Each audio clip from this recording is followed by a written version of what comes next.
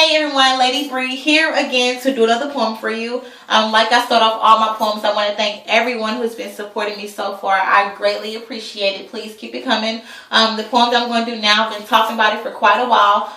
It's my testimony. I pray that it ministers. Please give me any feedback. I greatly appreciate it. So without further ado, my testimony. I remember the first time they called me ugly. That one statement alone eliminated every single positive thing I've ever heard. Regardless of what was said before then, my whole demeanor was changed by that one word. Girl, you were too dark to be wearing that. You're okay for a dark-skinned girl.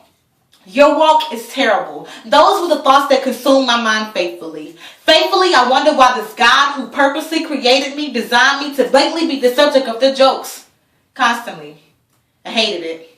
The years rolled by and the hate grew stronger. The insecurities got worse and I became someone else. Without even knowing, I became the girl who wanted male attention so much that I bought every pair of Jordans off the shelf. But still, our conversations were never up to par of relationship, but more of Jordanship. We talked about the 12s, the 10s, the 7s, the 5s. Basically, I became one of the guys. For years, the enemy had me believing that I was an ugly duckling who had no chances of becoming a swan. So I made up my face and I made up my heart and I pierced my body and I began to believe everything else he said from that point on. Insecurity and hate mixed together on one chain created another chain of envy and jealousy. Mentally drained, emotionally exhausted, spiritually thirsty.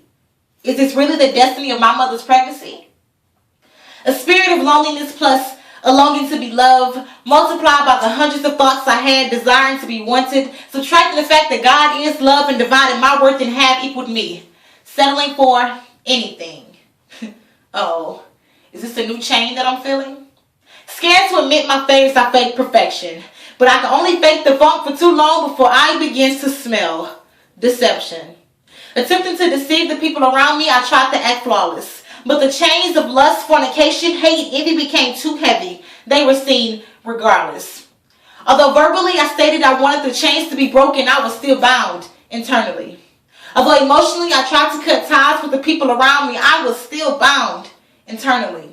This sweet little girl turned into a broken teen, and that broken teen turned into a confused young woman, and that woman began to suffocate because of all the spiritual chains that were wrapped around her neck. I couldn't breathe. I was hurting. Those chains. I wanted to break free, not because of him, but because of me. I was tired of being broken. I was tired of being hurt. So I took it upon myself to break free, only thinking of me. Not knowing I was really hurting the one who purposely created me to live and worship him completely. I was lost. But how many of you really know that there is power in the name of Jesus to break every chain? So I remember the first time they called me ugly. That one statement alone eliminated every single positive thing I've ever heard. Until I remember the first time I completely gave myself to him for real. For the first time I got in the passenger seat and let him take the wheel. You see, now there's no more chains, there's no more shackles, there's no more bondage. I am free. I am completely free. Thank you.